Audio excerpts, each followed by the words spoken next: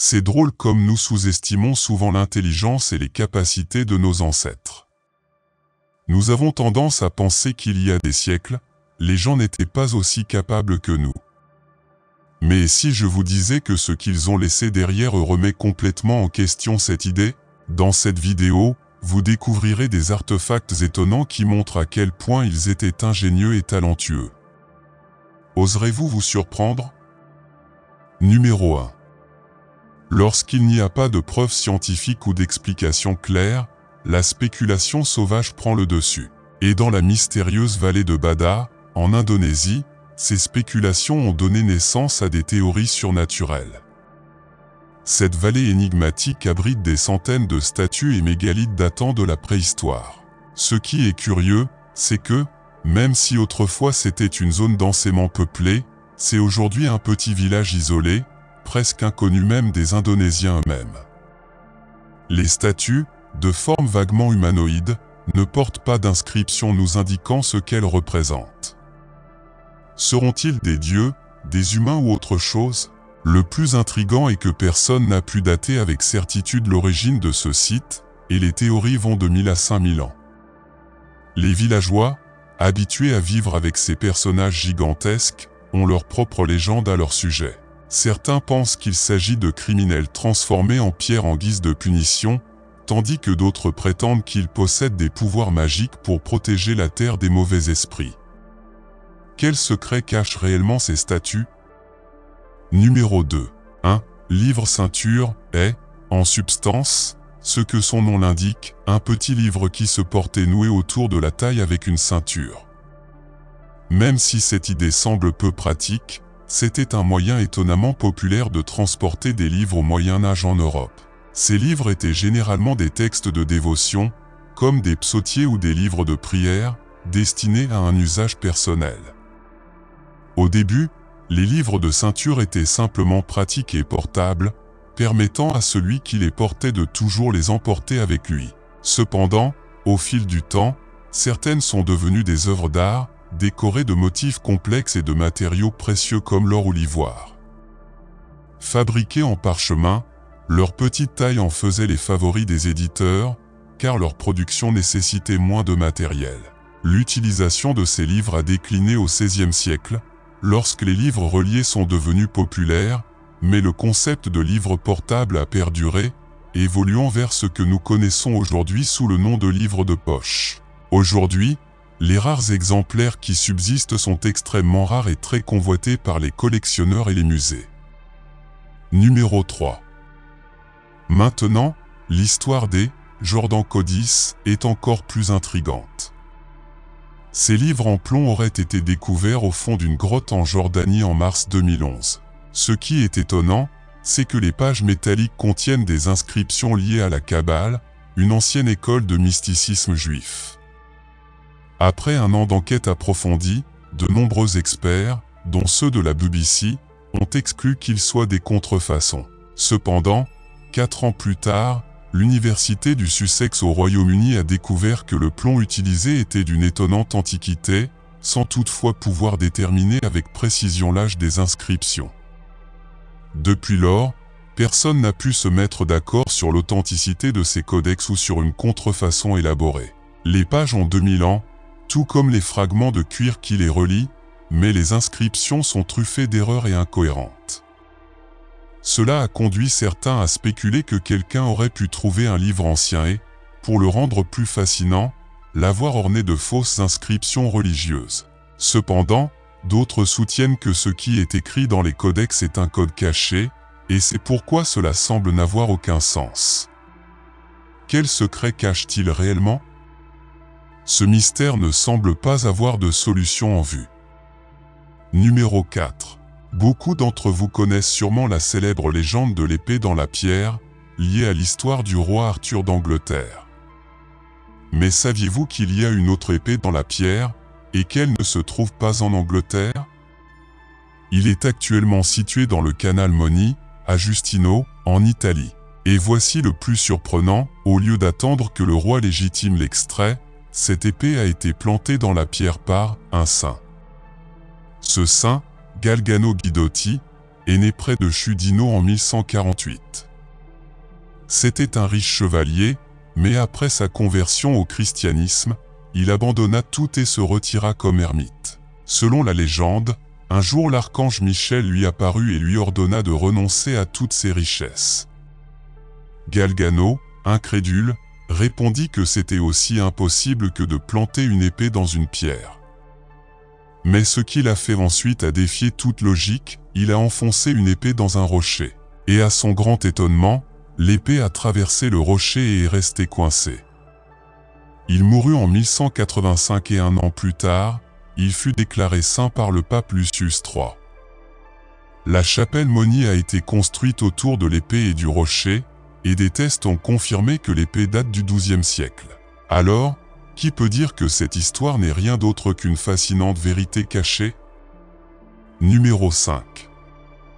Les archéologues et les policiers ont dû travailler ensemble pour protéger une découverte impressionnante en Turquie. En 2018, c'était un livre inestimable vieux de 800 ans qui était arrivé sur le marché noir et était sur le point d'être vendu illégalement à Diyarbakır, dans le sud-est du pays. Ce tome médiéval, couvert d'illustrations religieuses et composé de 22 pages de cuir, est dans un état délicat et a été immédiatement placé sous protection de l'État. Cette affaire n'est qu'une des milliers d'opérations anti-contrebande menées chaque année par la police turque. La Turquie, dotée d'un riche patrimoine culturel et de milliers d'années d'histoire, abrite quelques 3000 villes anciennes construites par 42 civilisations différentes. Son histoire joue un rôle important en attirant les touristes internationaux, ce qui amène les autorités à se montrer strictes envers ceux qui tentent de voler ou de trafiquer des éléments de son patrimoine. Bien que le titre et le texte du livre ancien n'aient pas été révélés au public, il est probable qu'il ait un contenu de nature religieuse. J'espère qu'un jour ce joyau historique trouvera sa place dans un musée. Numéro 6.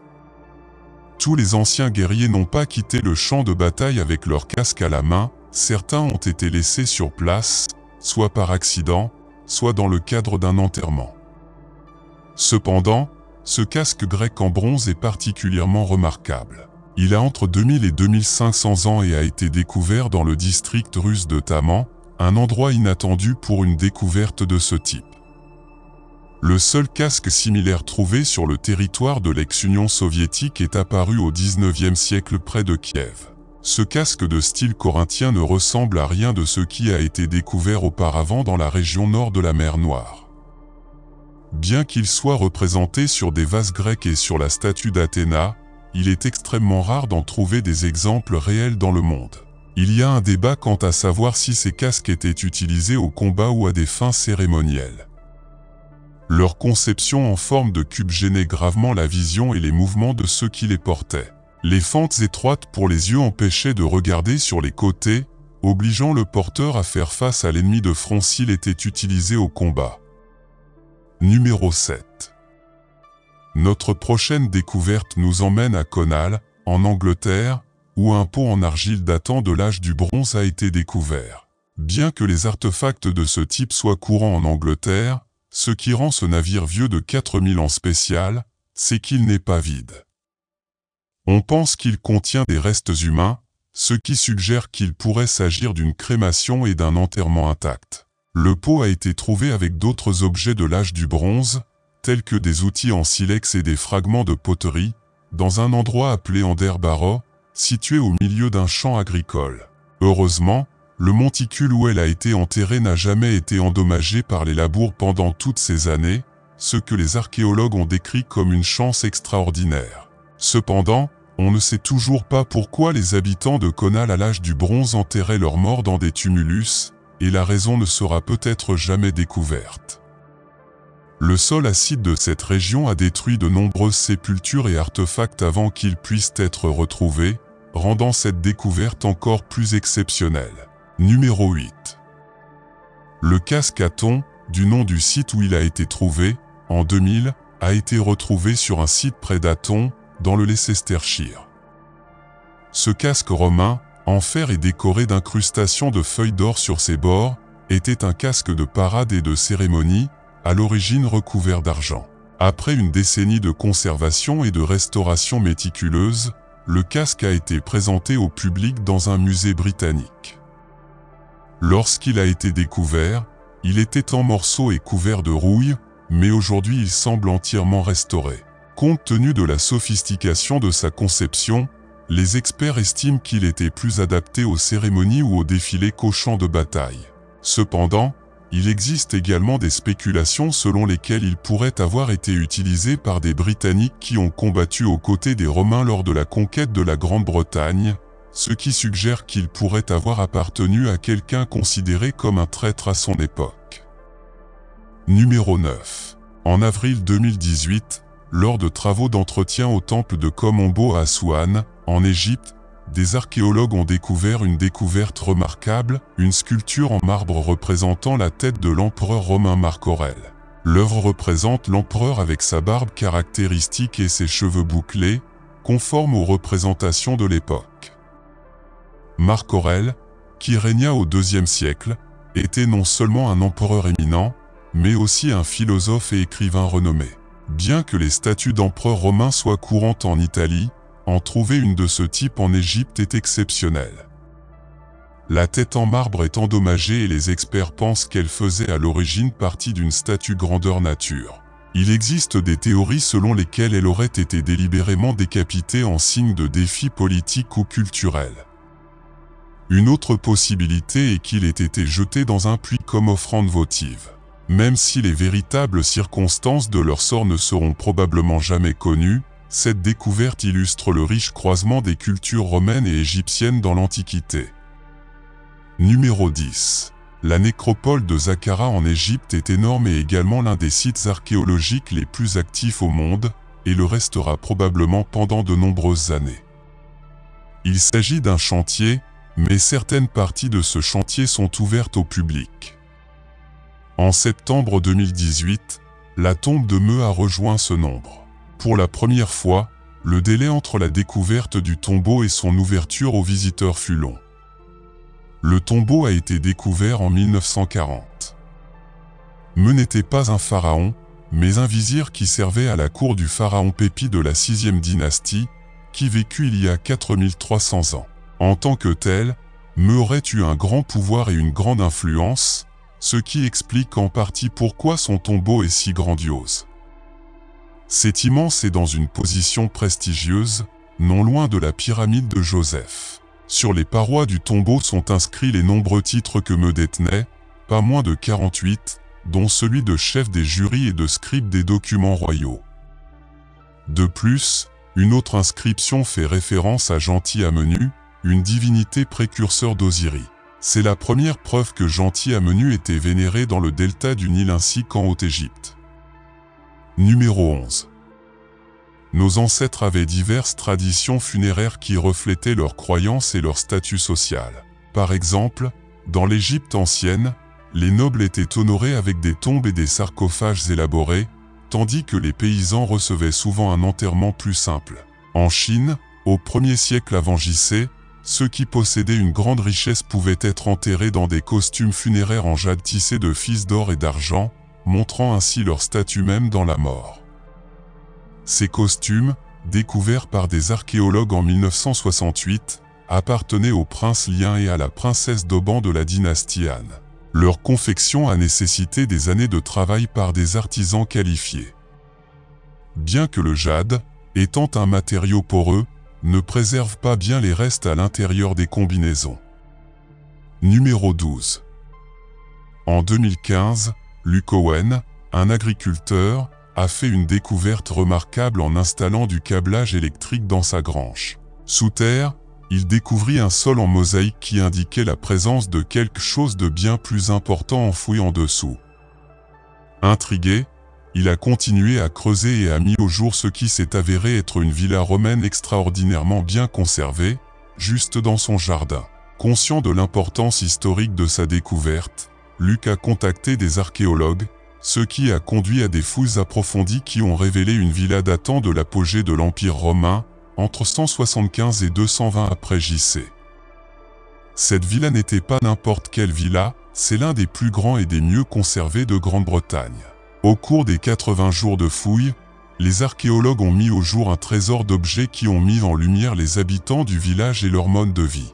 Parmi les découvertes figuraient des sols en mosaïque complexes et colorés, des pièces de monnaie romaines antiques représentant des empereurs et des symboles de l'époque, des poteries magnifiquement travaillées et des bijoux exquis qui parlaient de richesse et de sophistication. L'une des découvertes les plus intrigantes était un petit sarcophage censé contenir les restes d'un enfant, ajoutant une dimension poignante à l'histoire du village. La présence du chauffage au sol et les grandes cours suggèrent que cette villa était autrefois habitée par une famille romaine riche et influente, éventuellement impliquée dans la gouvernance ou le commerce local. Numéro 13. En 2018, Matthew et Moria Kalana de Staten Island, New York, ont fait une découverte surprenante dans leur jardin. Pendant des années, le couple avait vu une boîte métallique sous des arbres, pensant qu'il s'agissait simplement d'un vieux boîtier électrique, et n'y avait jamais prêté beaucoup d'attention.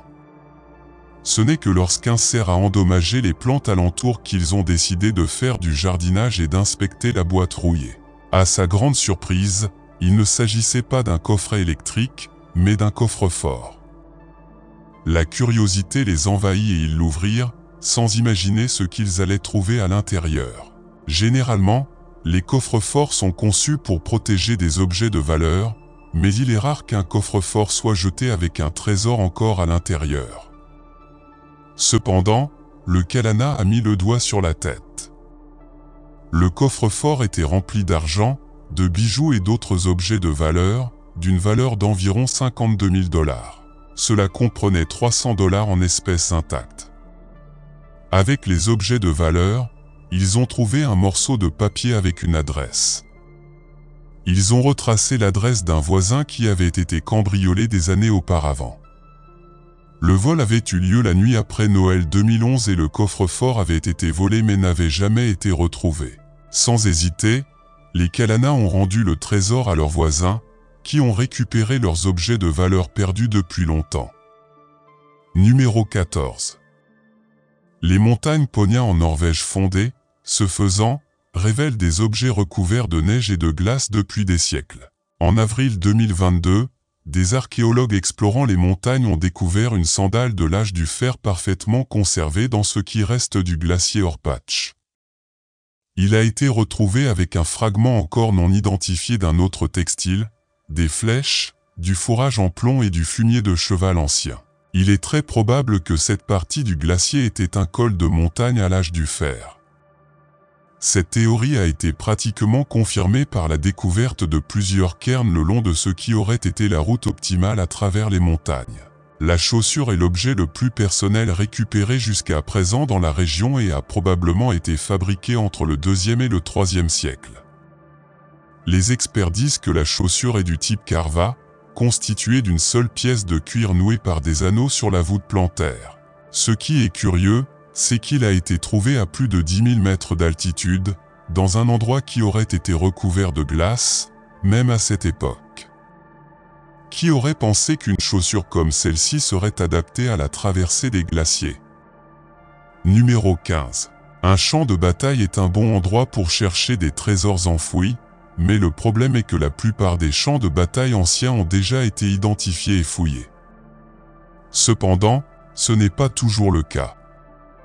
En 2017, un champ de bataille de l'Herming, datant d'il y a environ 370 ans, a été découvert en Chine. À ce jour, le site a dévoilé plus de 10 000 articles. Les experts étudient encore les objets trouvés, mais l'une des découvertes les plus passionnantes est un rare sceau impérial en or.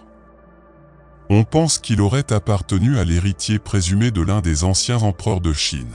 Le sceau a été trouvé sur un site historique à Suiyu et date d'une période turbulente de l'histoire chinoise, lorsque la dynastie Ming est tombée et la dynastie Qing s'est développée. Le sceau est un rectangle doré de 10 x 3 cm, décoré d'une tortue sur le dessus, et est probablement le seul de ce type jamais créé. On pense même qu'il pourrait être tombé entre les mains de Sansin, le chef rebelle connu sous le nom de « Tigre jaune », qui a dirigé le soulèvement contre l'Empire Ming. Numéro 16. Peu de légendes fascinent autant l'imagination qu'Eldorado, une mythique cité d'or que l'on dit cachée au cœur des Amériques. L'Eldorado, originaire des traditions muiscas de Colombie, était associé à des richesses incalculables et sans précédent. Pendant des années, les explorateurs européens, inspirés par les récits de conquête et de pillage des civilisations aztèques et incas, ont entrepris de périlleux voyages dans des territoires inexplorés à la recherche de cette métropole légendaire. L'attrait d'Eldorado est né des réalités de la conquête espagnole dans les Amériques. Le pillage des cultures indigènes qui produisaient d'énormes quantités d'or et d'autres richesses rares a alimenté l'hypothèse selon laquelle des fortunes encore plus importantes étaient cachées quelque part dans les vastes étendues du Nouveau Monde. Le terme « Eldorado » est dérivé du rituel muisca de l'homme d'or, dans lequel un chef était décoré de poussière d'or et d'offrandes sacrées avant d'être cérémonieusement jeté dans le lac Guatavita. Cette pratique, observée par les conquistadors espagnols, a cimenté l'idée d'une ville entièrement recouverte d'or. L'une des missions les plus remarquables à la recherche de l'Eldorado a été dirigée par Gonzalo Pizarro. Pizarro et ses troupes partent de Cusco, au Pérou, dans la dangereuse forêt amazonienne, faisant face à d'énormes obstacles, notamment un terrain accidenté, des maladies et une résistance tribale. Malgré des recherches approfondies et des interrogatoires sévères de la population indigène, l'expédition n'a pu trouver aucune preuve tangible de la ville mythique. Le groupe s'est dispersé et Francisco de Orellana a continué à descendre le fleuve Amazone, devenant finalement le premier Européen à le traverser complètement. Les descriptions d'Orellana des villes indigènes et des puissantes femmes amazoniennes ont stimulé l'imagination européenne. Bien qu'il n'ait pas atteint les richesses promises par l'Eldorado, les historiens sont devenus de plus en plus sceptiques quant à l'existence de l'Eldorado. Selon des rapports européens, l'Amazonie était considérée comme impropre aux civilisations à grande échelle, et beaucoup ont rejeté les histoires d'Orellana comme des exagérations créées pour plaire à la couronne espagnole et éviter les accusations d'abandon de Pizarro. Cependant, des découvertes archéologiques ultérieures remettent en question cette vision. Les fouilles près du cours supérieur de la rivière Singu ont révélé d'énormes terrassements et routes indiquant d'importantes populations précolombiennes. Les géoglyphes observés depuis les satellites indiquent un réseau de villages interdépendants s'étendant sur des milliers de kilomètres, compliquant notre compréhension de l'histoire de la région. Cependant, ces découvertes ne reflètent pas la majesté de l'Eldorado. Les tactiques autochtones visant à tromper les envahisseurs ont probablement alimenté le mythe, décrivant la ville comme toujours hors de portée. Malgré cela, la fascination pour les villes oubliées continue de pousser des explorateurs comme Porcifosra à plonger dans les profondeurs de l'Amazonie à la recherche de la ville de Z. Numéro 17. En 2020, une découverte fascinante a eu lieu dans la région de Méto, en Israël, où les archéologues ont mis au jour une ville antique datant de l'âge du bronze. Cette découverte est importante non seulement en raison de l'ampleur de la ville, mais également en raison des nombreux artefacts qui témoignent de son importance religieuse. Les chercheurs ont trouvé au moins des objets de culte suggérant que ce lieu aurait pu être un centre religieux important à son époque. La ville révèle un urbanisme surprenant pour l'époque, remettant en question les perceptions antérieures de l'organisation sociale et architecturale du Proche-Orient ancien.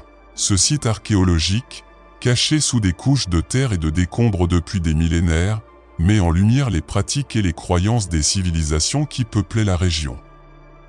La découverte a été faite par une équipe d'archéologues lors de fouilles programmées. En mettant au jour les structures et les artefacts, ils ont réalisé que ce site n'était pas seulement un établissement, mais qu'il avait également un caractère sacré, reflétant l'intersection entre la vie quotidienne et la spiritualité à l'âge du bronze. Les chercheurs continuent d'étudier le site pour mieux comprendre la vie et les croyances des personnes qui y vivaient. Cette découverte souligne l'importance de Méto en tant que point clé de l'histoire ancienne et souligne la valeur de l'archéologie pour révéler le riche patrimoine culturel de l'humanité.